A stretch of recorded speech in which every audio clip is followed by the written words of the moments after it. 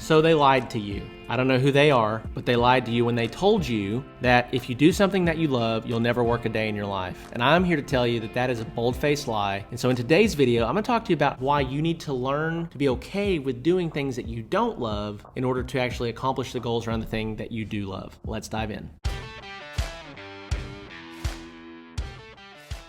All right, well, welcome back to the podcast. Welcome back to the YouTube channel. I'm grateful for you. I'm glad that you're here. And I want to talk to you about this concept of if you do what you love, you'll never work a day in your life, and why I just don't believe this at all. Let me just start by saying that I loved growing my woodworking business. I loved starting it, scaling it, and selling it, which we just recently sold it. I loved everything about it. I love coaching and consulting you guys. I love working with all of my clients inside of the Woodworking Business Accelerator program. And I love being at the church. I love being a pastor, but every single one of those things came with things that I didn't like doing, came with things that required me to work. One of the best things I ever heard was, do you know what the definition of hard work is? It's doing the work when the work gets hard, right? So if you're always just doing easy stuff, you're never working hard. Hard work is when you continue to work hard on things that you don't want to work hard on. You come to that conclusion in your heart and your mind where you say, I don't want to do this anymore, right? I want to take a break. I want to do something else. And if you can't do that, then you don't have the ability to work hard, and you're also never going to make your dreams come true. Guys, this is one of the things that eats me up is when I talk to somebody that has a vision for a business. They're like, I want to go do this, I want to go do that. And I'm going to say, okay, well, you got to make sure that you get this lined out and this lined out. And they go, oh, no. My brain doesn't work that way. I can't do that. Then you're never going to accomplish your bigger goal. You have to be willing to do the things you don't want to do in order to accomplish the things that you really want to accomplish. All of these little things that you hate doing are a means to an end of accomplishing your bigger vision, your bigger goal. And so when it came to growing my woodworking business, let me talk to you about a few things that I didn't like figuring out and that I wasn't good at. I didn't know how to do. So number one was figuring out taxes, figuring out payroll, figuring out bookkeeping and accounting, pulling permits with the city to install a spray booth, having a 3-month delay in production because I didn't have a spray booth installed, dealing with employees that have bad attitudes or that miss work all the time or always have an excuse for something, handling upset customers when we make a mistake or we miss a deadline or they miscommunicated with us. These are all things that I don't love and didn't love about my woodworking business. But let me tell you all the things that I did love. I did love having really happy customers when we get great reviews left by people that were fired up and excited to work with our brand. I did love having great employees that did have good attitudes and could see the vision and follow through on the vision. I did love when we had great sales months and we made good money. I did love all of the other great things that came with the business, and I had to come to terms with the fact that there will always be bad with the good.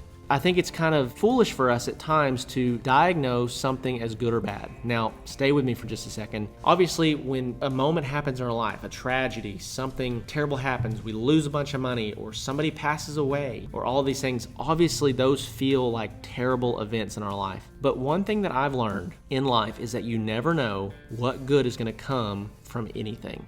You never know what good is going to come from really bad events. You never know how God might be slamming a door in your face through what appears to be a bad event or something bad so that he can open up the good door for you. And so when it comes to like just labeling things as good or bad, I've learned to try to not put a strong label on either one of these things. It's not good or bad. It just is what it is. And we're going to solve it. We're going to come up with solutions for it. And we're going to keep moving forward because the vision of what we're ultimately trying to accomplish is more important than this challenge that I'm facing today. And so if you think that the idea that if you do what you love, you'll never work a day in your life is true and it's real, you're hugely mistaken, and you're going to be incredibly discouraged when you're doing the thing that you love and you come to the day when you have to do the stuff that you don't want to do. And you're going to think, well, this isn't what I signed up for. Yeah, it's because you had unrealistic expectations around what it's actually going to take to accomplish what you're trying to accomplish. Have realistic expectations around your goals. Have realistic expectations around growing your business. Let me just remind you that nothing worth doing is easy. If it's super easy to you, most likely it's not very impactful. Most likely everybody's doing it, right? That's why everybody is partying and drinking and hanging out and blowing money and in debt, because it's easy to do. It doesn't take any self-control. Everybody can do it. That's why everybody overeats. That's why I'm 20 pounds heavier than I should be right now.